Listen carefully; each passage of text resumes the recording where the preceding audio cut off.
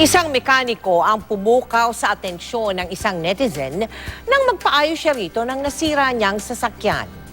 Ipinost niya sa Facebook na umani ng libu-libong likes at shares. Ano kaya ang meron sa mekanikong ito na natatangi at kahanga-hanga? Matipunong mga braso, malakas na pangangatawan. Hindi mo aakalain na ang tao sa likod ng kasipagang ito ay isang person with disability. Ako si Warlito Tumpat Jr. Nagbubulkanize ng mga gulong ng mga sasakyan. Ang video ni Warlito ang nag-viral noon sa Facebook at dito sa Ilocos Norte namin siya natagpuan. Munti-unting lumit na yung paa ko. Yung tinatawag nilang pulyuhan, nabasag yung bilog sa tuhod dahil kasi sa paglalakad ko. Hindi na gagaling yan, sabi ng doktor. Putulin mo na para hindi magkakakanser.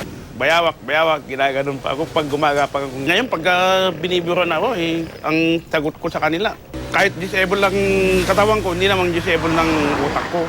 Sa gilid ng highway na ito, nakapagpundar si Warlito ng munting vulcanizing shop. Ang pagsisikap ng ulirang ama, alay niya sa pag-aaral ng mga anak. Mga kumpletong pa dyan, nakatambay lang. Pag hindi na ako magtrabaho, hindi nakakain ng pamilya ko.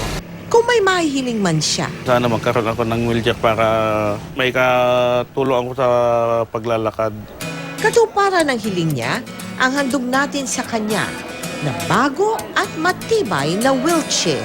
Parang maliit na hindi na malalagyan ng prosthesis. Wheelchair ang kailangan na niya. It's so easy for him to move around. Naway maging inspirasyon siya sa marami pang tao. Katulad namin na may kapansanan, hindi yun ang hadlang para mabuhay sa mundo. Ang isipin mo, may karapatan kang mabuhay sa mundo.